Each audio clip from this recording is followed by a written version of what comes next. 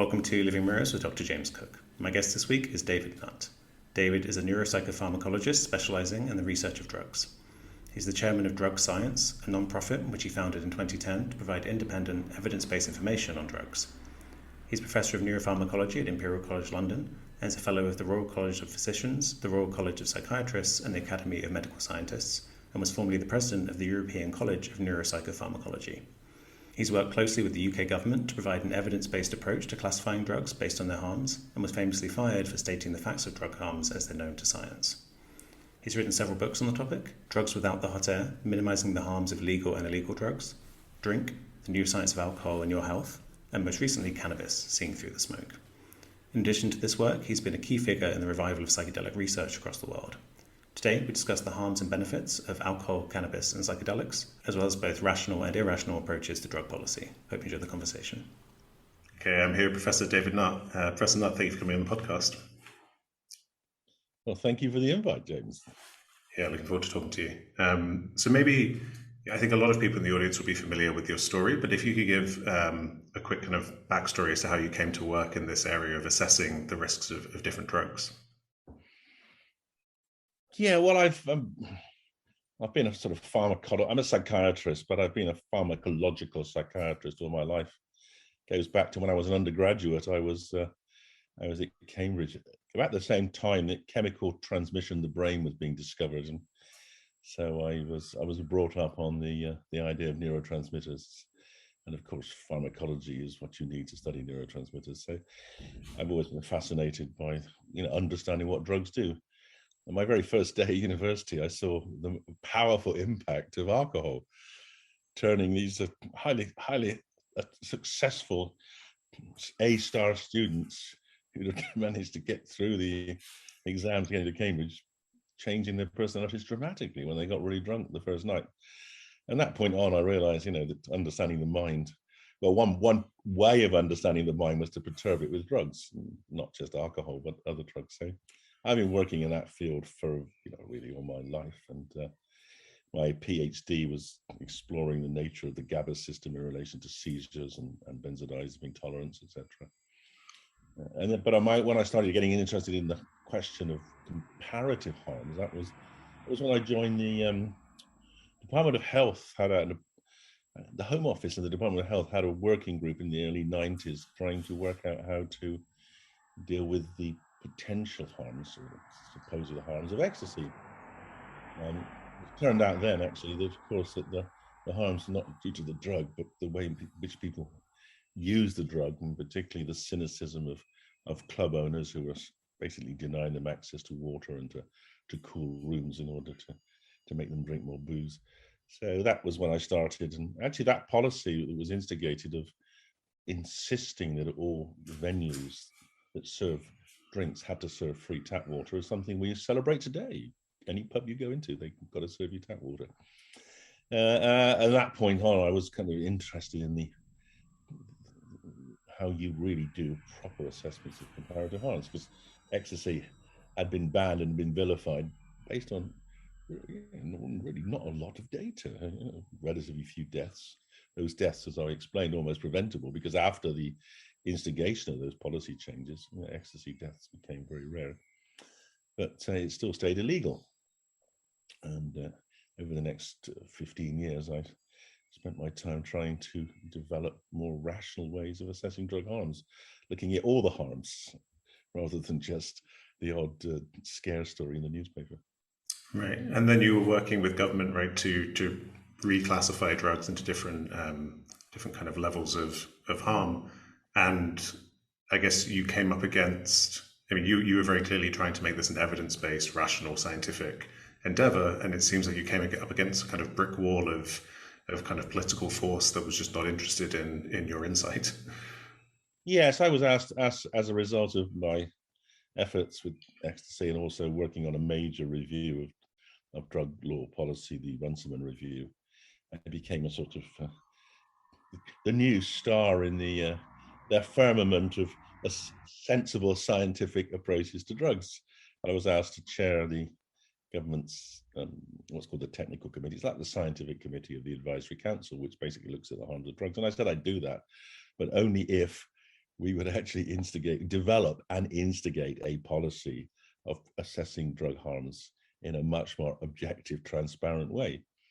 And actually, the government at that time said fine, and they did, and we did a really good job, and ended up publishing.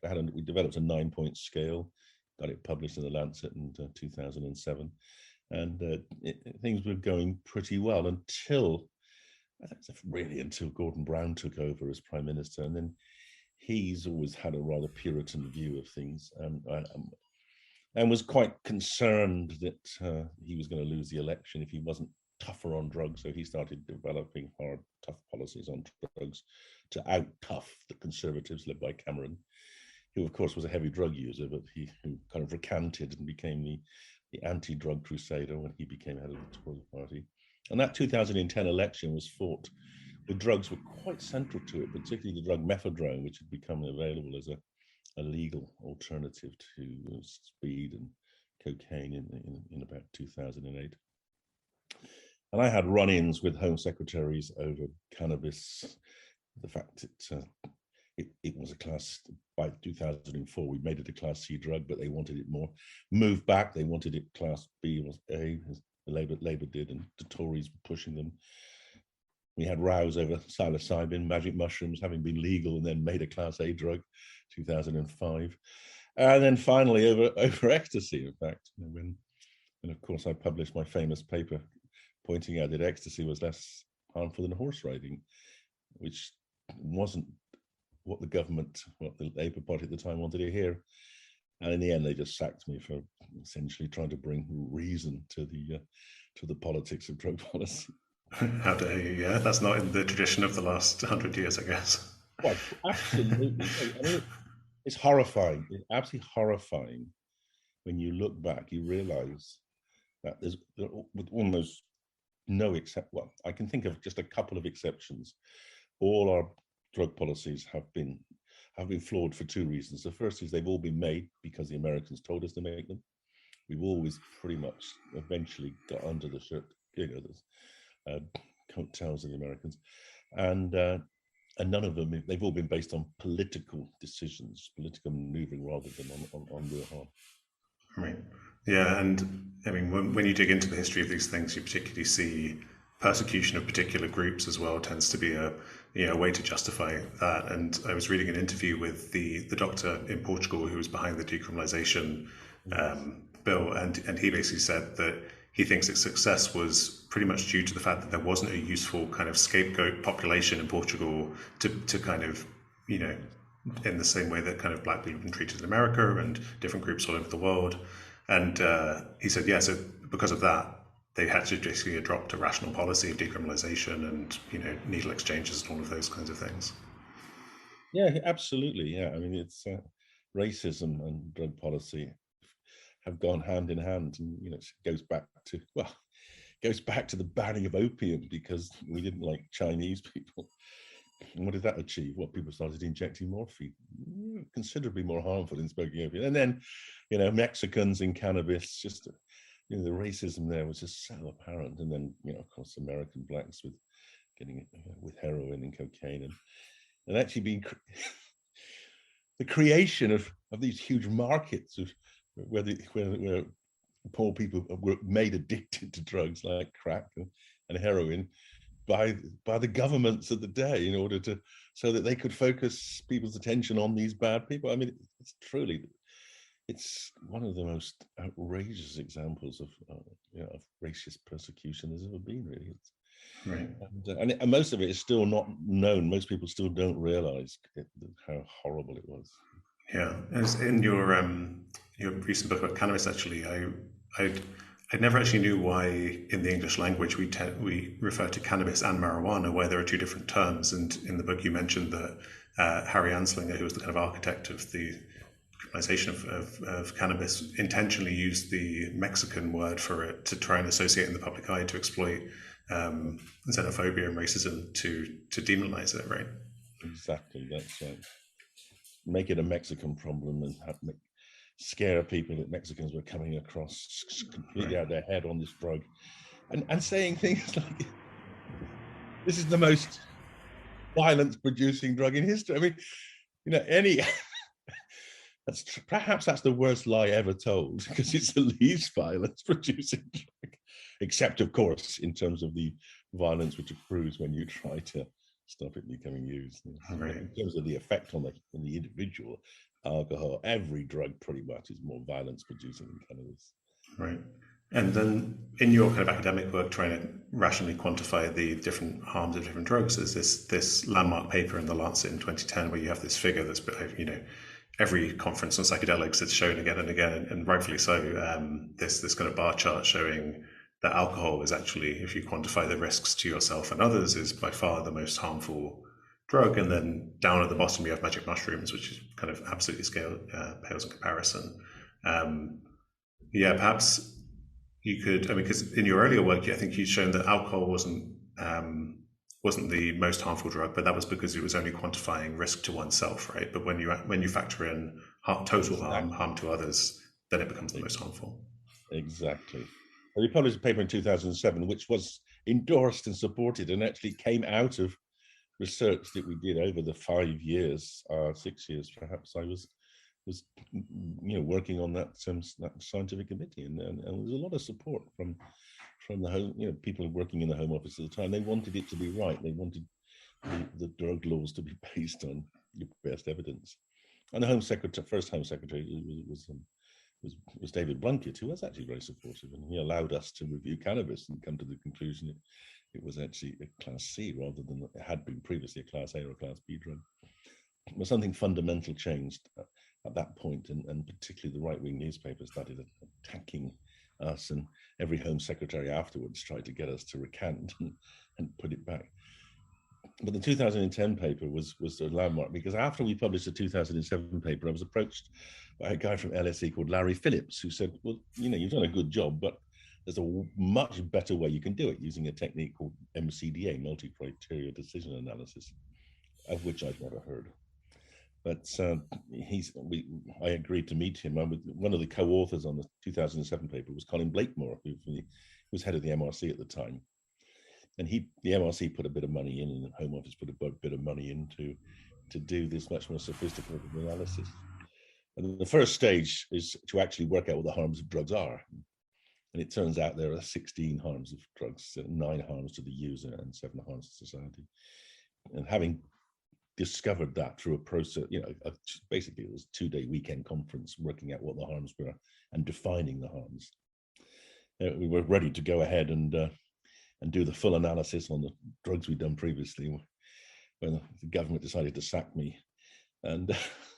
And so that's the secondary, the actual analysis using that technology was done after I set up my charity Drug Science to fight back. And it was very clear that if you look at the harms to society, alcohol is so much more harmful than any other drug because of the vast use.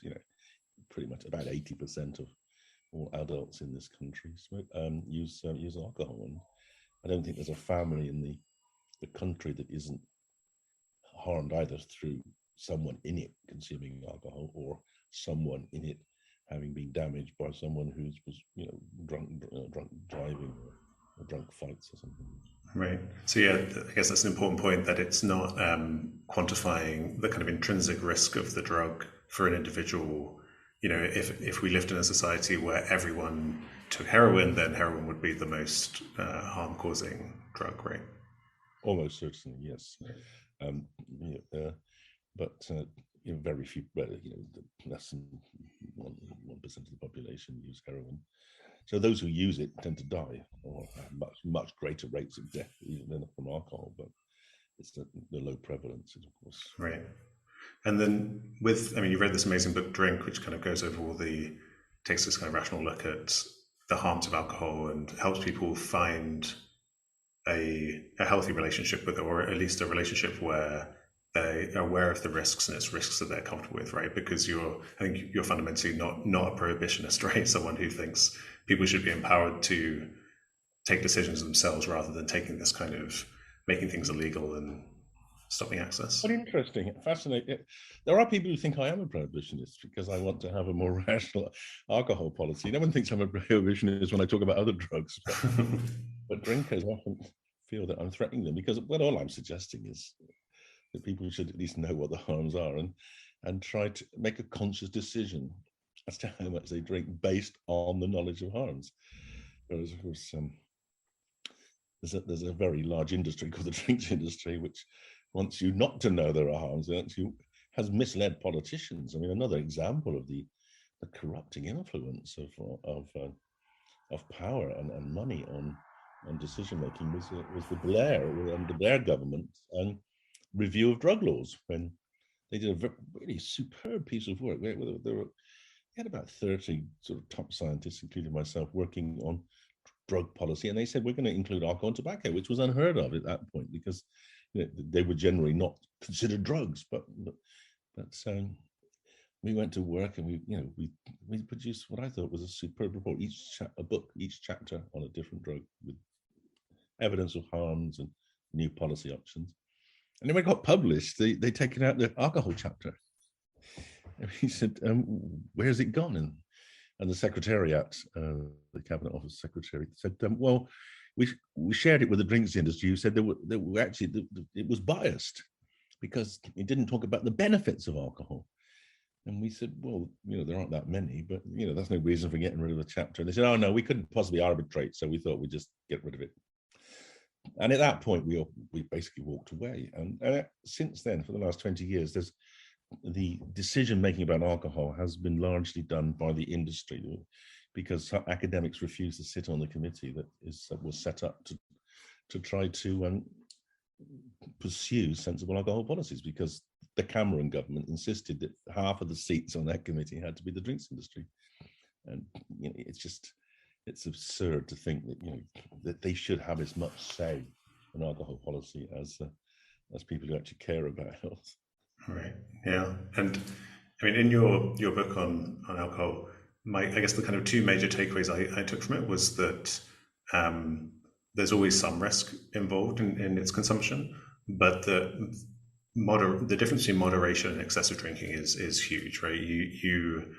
You talk about the kind of the exponential relationship between consumption and harm. So, I mean, I wrote down a few of the numbers you had here. So, if you're drinking the kind of amount recommended in the UK, which is 14 units, so 2 units roughly for a glass of wine. So you're drinking, say, a bottle and a half a week.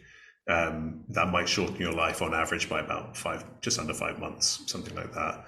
And then if you go up to half a bottle a day, then it's 2 years on average shortened. And then you double that to a bottle a day, that's 7 years. And then you double that again to 2 bottles, then it's 21 years. So you get this huge effect where the difference between halving your consumption, at the high level will save you, potentially over a decade of your life on average. Again, I mean, yes, that's an issue with these things where it won't necessarily apply to each individual, but on average, it's a way, I guess, of thinking about the risks involved, right?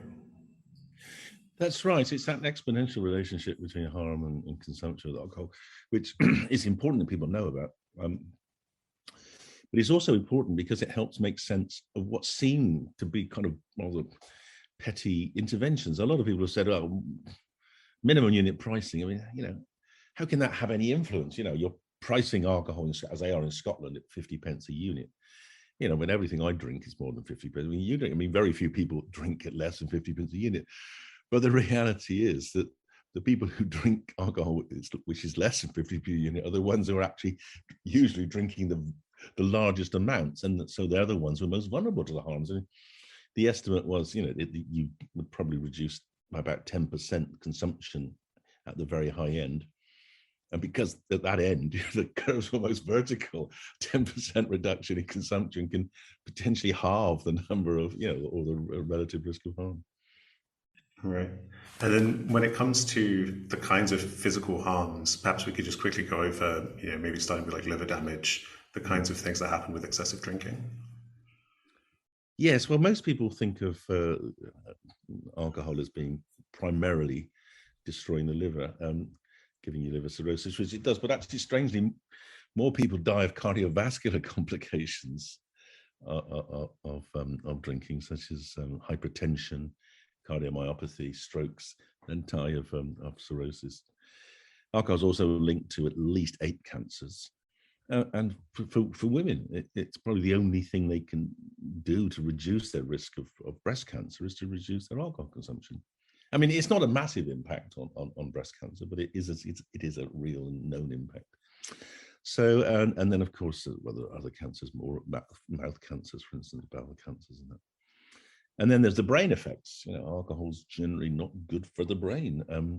It's toxic to the brain. Alcohol is a toxic. It's also metabolized to acetaldehyde, which produces free radicals, which are toxic to the brain.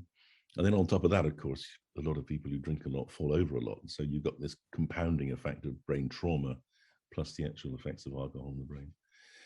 So overall, it's actually hard to find an organ system that isn't damaged by alcohol. Right, yeah. I mean, it seems kind of also in the neuroscience of how it acts in the brain, right? It's not something like a psychedelic that acts on the serotonin system. It's something that seems to act on so many different systems, and the health consequences seem to be correspondingly promiscuous, I guess. It is. It's a very promiscuous drug. It's a very small molecule. It sits into proteins or multiple receptors, but it also disrupts membranes as well. So it has a sort of double impact on a range of brain functions. That's it. And that's where it's been quite challenging to do anything about alcohol, because there isn't an alcohol antagonist, although we can reverse the effects. So I didn't write about this in the book, but it was one of the very earliest experiments I did actually doing my PhD was to intoxicate animals with various sedatives, including alcohol, and see which of them could be reversed by a GABA antagonist or by cocaine. It was actually pretty dramatic, actually. You can take a really drunk rat who can hardly stand and infuse a bit of bicoccanine in him, and he'll get up and run around like normal. In fact, that was such a compelling experiment. I remember running off to my boss, David Graham-Smith, who was the head of the MRC Clinical Pharmacology unit. I thought, I've got it. I've got an alcohol antidote. It's fantastic. I can reverse the effects of intoxication. And he looked at me and said, well, what's the point of that? And I sort of took a deep breath and thought, Carly, you might remember where you lived. I'm going to drive home now. Did you think so? And besides, won't the liver still be rotted? Oh, damn. Okay, well, that's another Nobel Prize gone by the way. I don't know, it sounds kind of appealing to me. I think that could be useful. And then... But reversing, reversing intoxication is only one thing. Reversing craving, for alcohol. We've got a bit of time. I mean, there are different interventions. So there are drugs which, to some extent, reduce the binging of drinking, particularly opiate antagonists like nalmefene. They seem to. Alcohol probably releases endorphins, and they seem to block that. Alcohol releases dopamine blockers. We don't have any good blockers really that work on the D1 system, so we can't really attack that. But it's that broad range of impact of alcohol which makes it so popular, because there's almost every one of us has got some neurotransmitter imbalance that alcohol can work on. And there's this statistic in the book where you're talking about the carcinogenic risk and saying, like, if this was introduced now as a kind of new thing on the food and drink market, and it had to meet the accepted food standard risk for cancer, the amount would be about 1 glass of wine a year, I think, right? A year, that's the point, a year. Now, and that's a really quite an interesting statistic. Now, some people, including myself, would say, well, that's all very well, but I'm prepared to take that risk, because otherwise you wouldn't drink at all. But it's fascinating how we know that, and we just decide let's not. But we'll ban other things that might be equally useful, even if they're less toxic or they're similar. If they are toxic according to those criteria. But we do give alcohol this very privileged place. But I think the more interesting measure is the metric is the one on cirrhosis. And there it's a glass of wine a day. And I think if that's a reasonable target, if you keep to less than that or less, you're likely not to get cirrhosis, and you're likely to have relatively little in the way of other complications. Right. And I think around that amount, the carcinogenic risk is maybe increased by like 1%, something in that kind of range, which people might think of as a kind of tolerable risk. Yeah, well, yeah, I mean, it's quite. When you spend your whole life trying to avoid getting cancer, you're probably going to fail. and you might miss out on a lot of other things. So, I mean, I'm not trying to minimize, the risk of cancer, obviously, but it's, I think one has to sort of look at things in proportion. And of course, the thing about alcohol, with other drugs as well, they do have benefits. And the purpose of actually both those books was to try to get people to see, how to optimize the benefits of either alcohol or cannabis and to minimize the risks. And it's perfectly possible to do that. For most of us, a glass of wine or a couple of glasses of wine a couple of days a week or the equivalent usually is beneficial because we do it in social situations. It facilitates bonding in our groups. It helps our research teams relax and after a hard week might even promote some creativity. People are often, there are some good anecdotes about how great insights were developed in the pub on a Friday night, particularly from UCL when they set up the British Neuroscience Association in a pub around the corner from you. So, alcohol is good as well as bad. And I think the important thing is to make an active decision as to how if you want the good bits, then seek out the good bits in a sensible way. And I think another key message is, and this is one of the points in the book, it really is important that when you don't ever drink a drink that doesn't give you some value. If you reflect back on what you've drunk over the last week, take out the ones that you didn't even notice are probably, next week, don't do that. Just drink in the circumstances and the amounts that actually you could say, that really did help me. Right. Yeah, I think it's in the opening to your book, there's a really well-phrased sentence where you say the aim is, I should have written it down, but it's something to the effect of the aim of the book is to help you identify like how little you can drink that will give you the effects that you're looking for. Exactly. Right. And that way you're kind of minimizing the risks. And it was interesting as well to learn that the recommended amounts of, the kind of upper limit for how much is considered safe. I mean, the language here, it could vary, but is to do with having around just less than 1% risk, I guess, to your life over if you're drinking, at the border of what is recommended by the government, then it's comparable to, say, driving a car, where there might be a kind of 1% risk of harm, right? And so we shouldn't be vilifying alcohol if it's drunk in those lowish amounts. The problem is, of course, for some people, it's difficult to keep within those lower amounts because alcohol does change your judgment. And some people are very vulnerable to that. And we don't fully understand why that should be.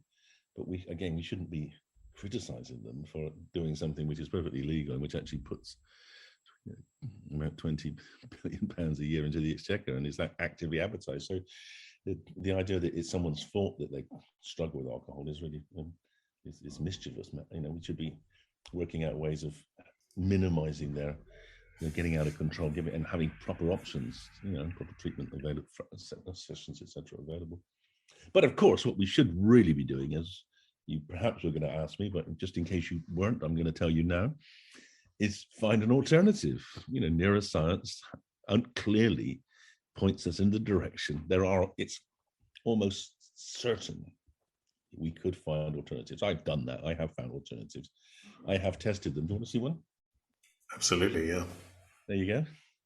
There's 500 mils of an alternative to alcohol there, which I'm working on to try to develop as an ingredient to go into drinks.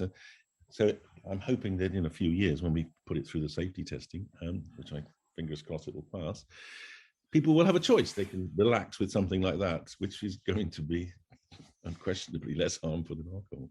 Right. Yeah, I was looking forward to chatting about this because I guess the aim being to produce a similar effect to alcohol but without the harms. Yeah. So with nothing can ever be harm free. I mean, you can die of drinking too much water, but yes, to actually have something which you can say is probably we're targeting between 50 and 100-fold less harmful than alcohol. I think that's completely credible.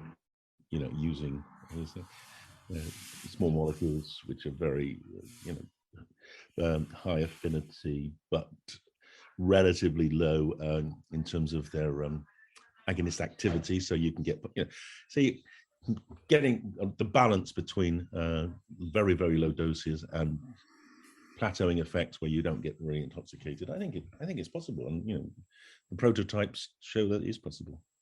What we've got to do now is get the world to welcome that, because it's such an unusual thing. And talking to investors, they say, "Well, hang on, is that legal?" I say, "Well, of course it's legal." And then they say, "Yeah, but will it stay legal? Does it fall foul of the Psychoactive Substances Act?" I say, "No, it's going to be a foodstuff. We're going to put it through food safety testing."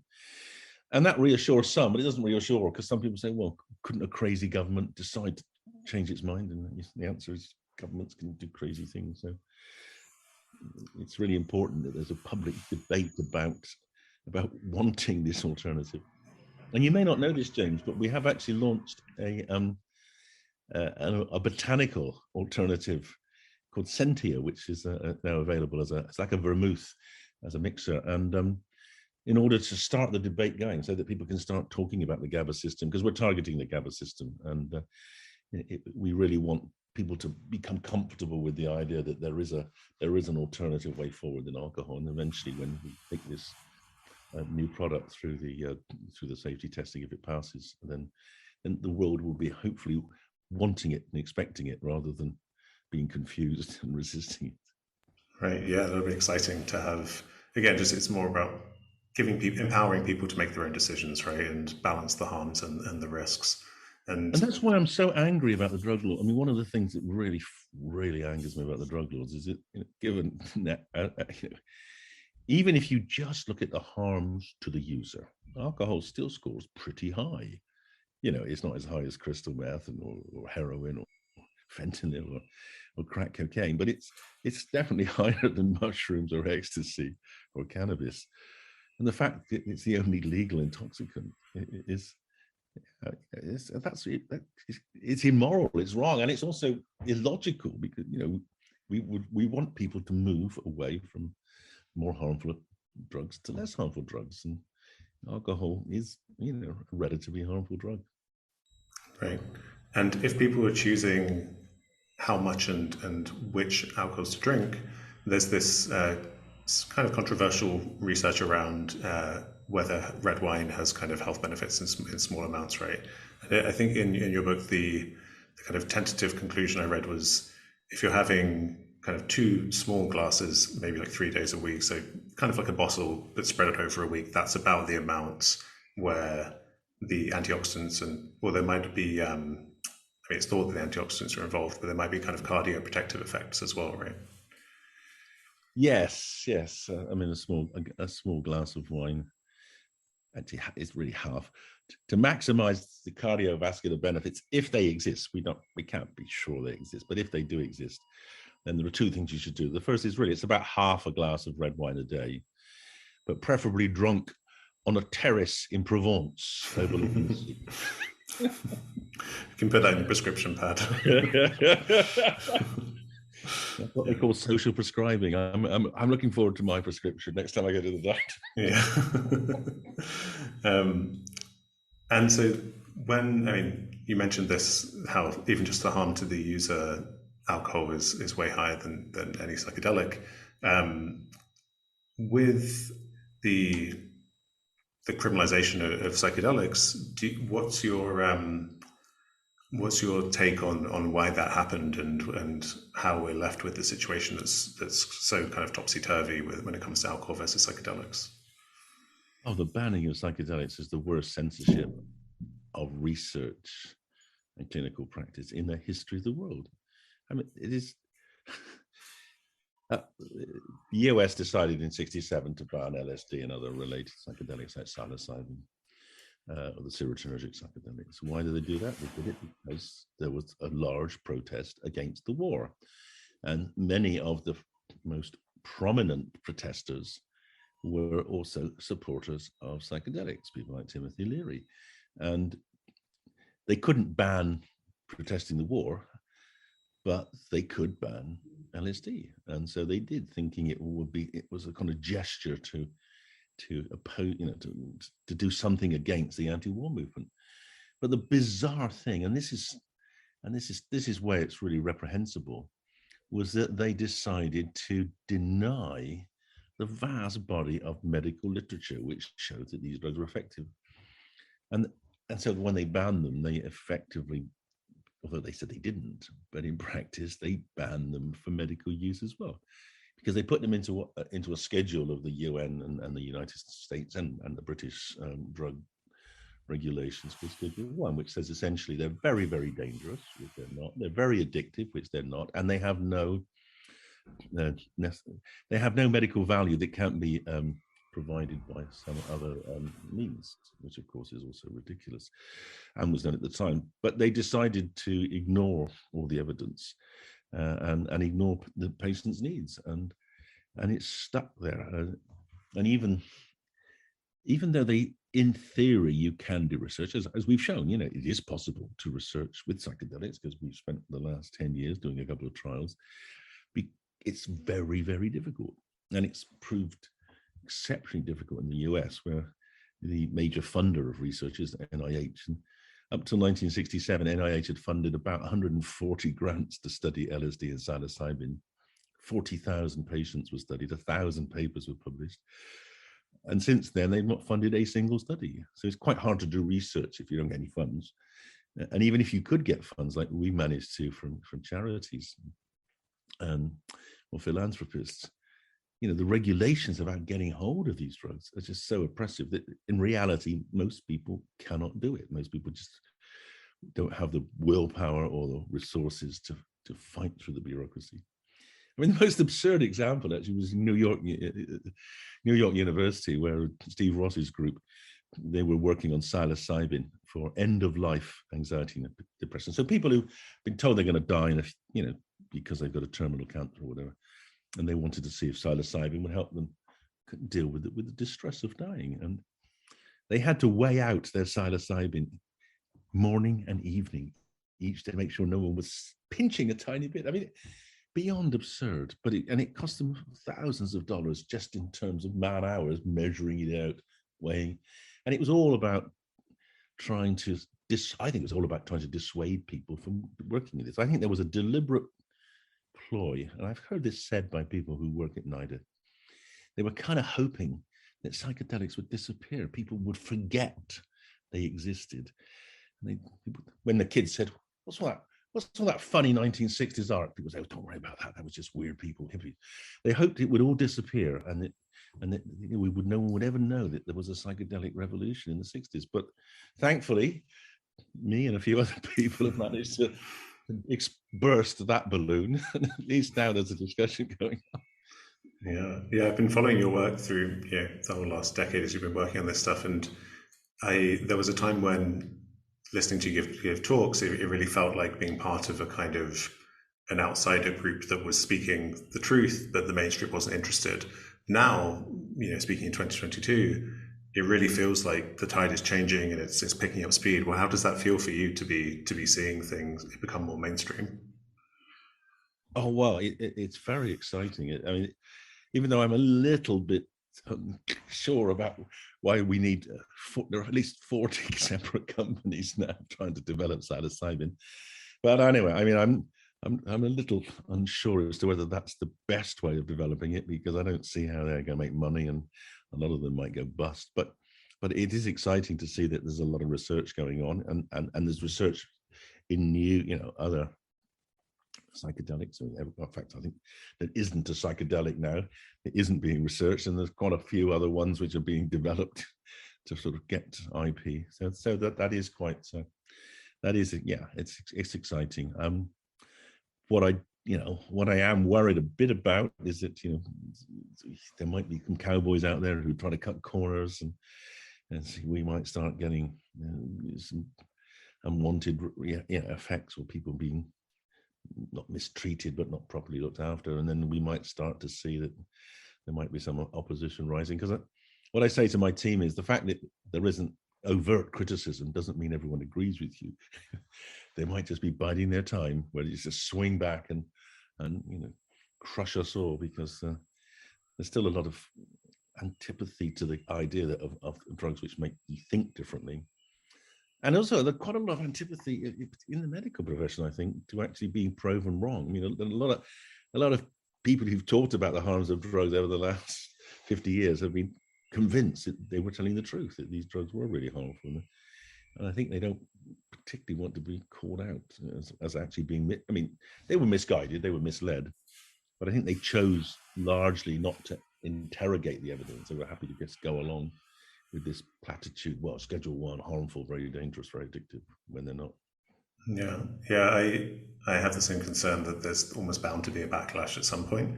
I have a kind of optimistic hope that now that the science, a lot of the basic science has been done around proving physiological safety and psychological safety if done in the right setting. I hope that now it's out there in the open, that it won't be as easy to spin a narrative that these are harmful. But again, I guess we've seen in the past that there was a lot of positive data there in the 60s and they still managed to spin that narrative. I think we're in a stronger position now for two reasons. The first is that we actually know how they work. Before, people thought it was, well, people just don't know what it was. It was just placebo. I mean, clearly it couldn't be placebo, but at least we can look in the brain and say it's, the reason you've got ego dissolution is because you switched off your posterior cingulate cortex. That we know. And the other really exciting thing is this back translation. The fact that now preclinical scientists who would why would we bother to go through all the hassle of getting licenses to study these weird drugs, are now saying, wow, we need to do this because there are obviously a lot of questions about psychedelics which can only be answered in preclinical work, or certainly, practice only answered. So that's really thrilling. And then when you go back and you see already this huge expansion of knowledge relating to neuroplasticity, the fact that psychedelics increase synaptic spine growth and increase the number of synapses. I mean, that's very exciting. And of course, it's also led to people saying, well, maybe that's all you need to do. Maybe we don't need psychedelics anymore. We just have plastogens that make the brain grow, and that'll lift depression. Well, if it does, that'll be great. But it's an interesting theory. Let's see what happens. But the fact is, the field is developing both at the preclinical as well as the clinical level, and that solid science, I think, is going to be difficult for people to try to bury in the future. Right. Yeah. I mean, it seems to me that it'd be interesting to hear your thoughts on the benefits versus harms or risks of psychedelics, because whilst things like LSD and psilocybin are way down on the chart, there's still some risk. And I assume that's attributable to things like intoxication. You could injure yourself, and perhaps if you're psychologically destabilized, if you're taking it recklessly, not paying attention to dose and setting and those kinds of things. But on the benefit side, we have a huge range of mental health issues that could be assisted, right? So what are your thoughts on that? Yes, well, I have a few, as you probably imagine.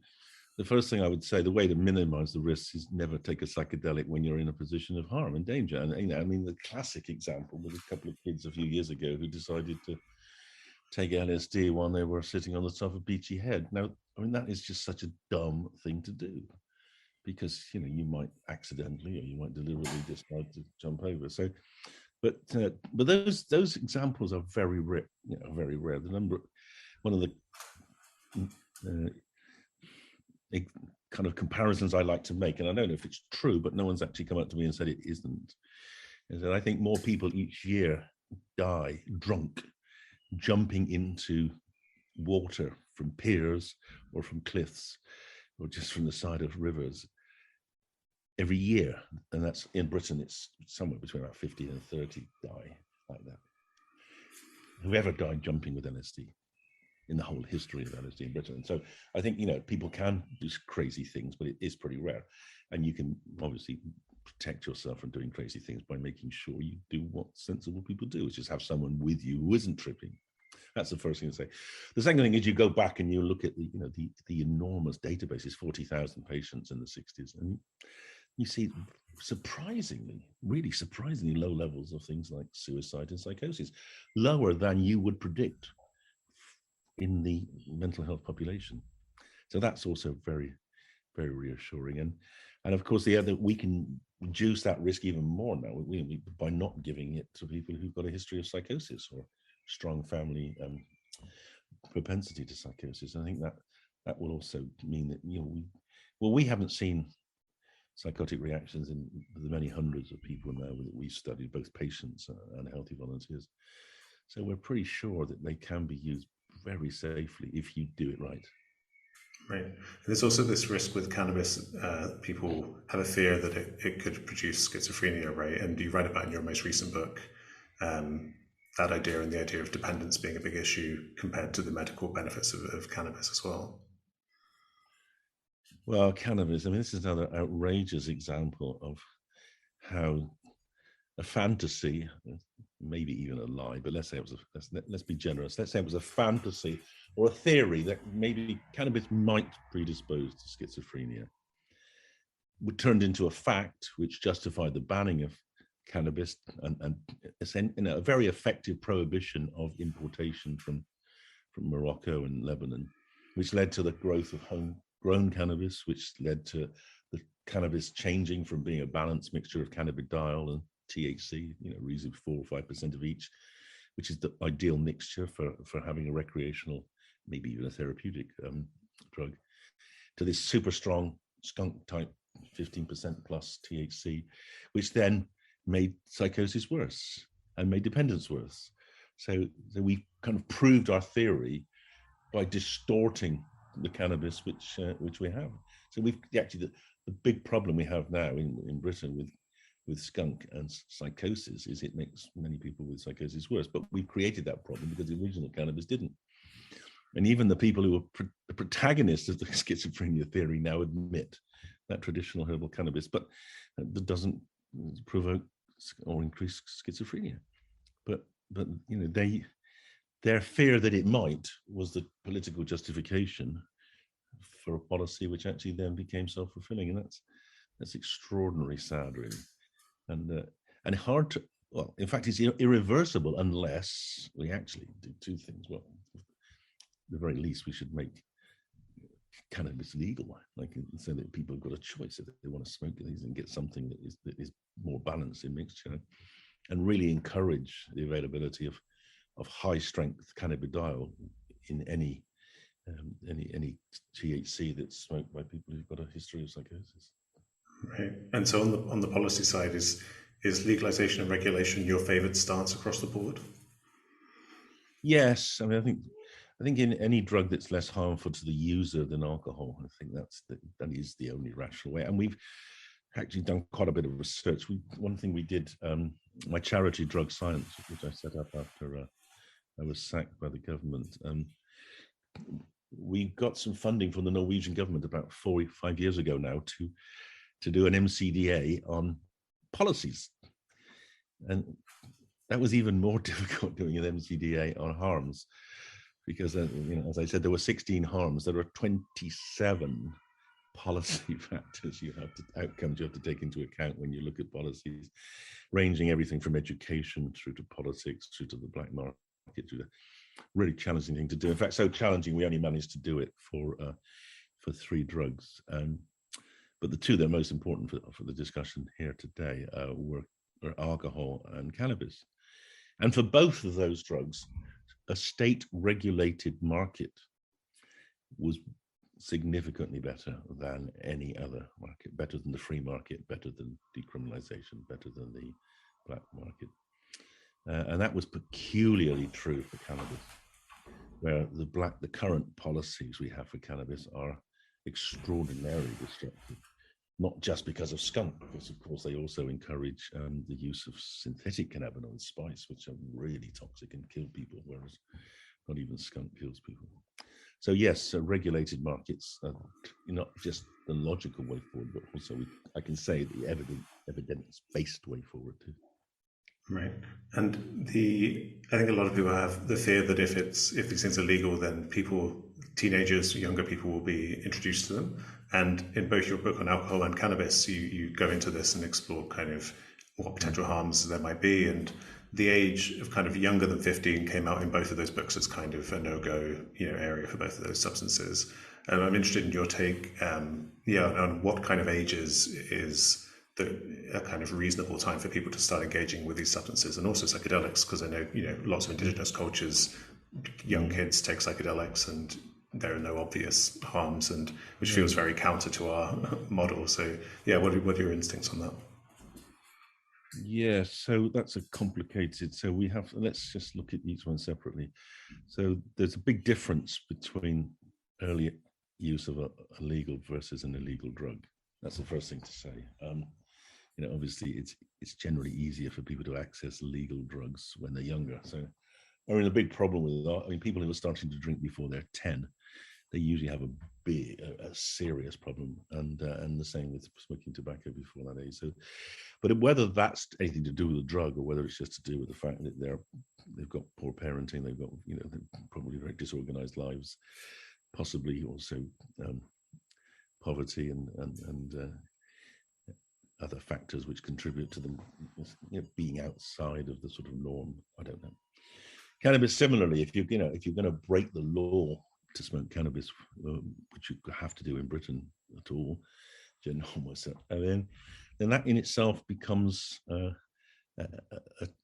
factor, because people that are prepared to break the law will, therefore likely to be prepared to break the law for other things rather than just cannabis. So there's a risk, and that actually is one of the major factors in the gateway hypothesis. Is it people who take risks and go against society and break laws for cannabis may well be tempted to break laws for drugs like heroin or cocaine. And of course, the Dutch saw that very clearly, and the Dutch coffee shop model was a brilliant response to that insight. Which, they wanted to separate the cannabis markets from the hard drug markets. They succeeded brilliantly with the coffee shops. Kids can go to coffee shops and get cannabis, and they won't be offered heroin or cocaine or even alcohol or even tobacco. And they managed to virtually eliminate the use of heroin and cocaine in most of the young people. And also have lower levels of cannabis use than in Britain, because you got to also remember that once you get into the black market and you start, particularly if you criminalize young people for using drugs like cannabis, there really isn't much option for them career-wise other than to do drugs. So we have greater, more use of cannabis than the Dutch, probably for that reason. In terms of psychedelics, yes, I don't know. As you pointed out, there are churches in Brazil, the Santa Dame Church, for instance, which uses DMT, a drinkable form of DMT called ayahuasca, as part of their ceremonies, rather than giving the children wine to drink as part of the Catholic communion. They drink ayahuasca. They're from the age of about 5. They don't get stoned. They don't get intoxicated and don't hallucinate, but it does, in lower amounts, psychedelics do relax people. They do make them more socially integrated, so to speak. So, and the evidence seems to be it's perfectly safe and perfectly may even be good in terms of reducing things like crime in that. A strange number of studies now coming out of various countries showing that psychedelic use is associated not just with less crime, less criminality, but also less mental illness, and possibly because of the pro-wellness effect of psychedelics. But generally, yeah, I think I think it's very likely that most young people who use drugs aren't going to be impaired. The biggest problem is going to be getting a criminal record rather than the drug itself. The idea that these drugs, that the teenage brain is somehow very vulnerable to drugs, I think is actually wrong. I think actually the teenage brain is more resilient to drugs, but teenagers themselves may be more vulnerable when they are under the influence of drugs. Right. Thanks so much for your time. This has been really great. Where would you send people to if they want to look into your work more? Well, I would suggest that they go onto the Drug Science website. I'd love to have more people following us, and follow me on Twitter, of course, as well. I don't tweet boring things. I just tell you when our next paper's coming out and when exciting new things are happening. And if you're interested in what we're doing, become a supporter, because we are a charity. We do some remarkable things. Just to celebrate some of the things we have done, we've now set up the first really public medical cannabis initiative in Britain. We've got 2,500 people now getting medical cannabis prescribed by doctors at a price which is brought down to the same price as they pay on the black market. Now, that's a small drop in the ocean. We know over 1 million people are using illicit medical cannabis every day, but 2,500 we've actually increased by 20% the world's knowledge of medical cannabis and pain, course, 1,000 or more of those people are chronic pain. So we're gathering data as well as helping people. So, Drug Science is a really empowering charity, and definitely do look at it. And by buying these books, you're also supporting the charity as well. So buy them as presents as well for your friends and your family, particularly your parents. Yeah, I definitely recommend them. They're full of lots of great information, and thank you for all the work you're doing. I really appreciate it and value it. James, it's been lovely to talk to you. Thank you very much. Yeah, thanks.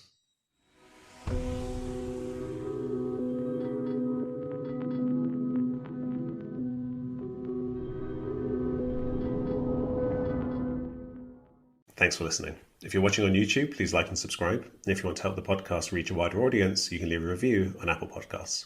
Finally, if you want to offer financial support, you can go to patreon.com/Dr. James Cook.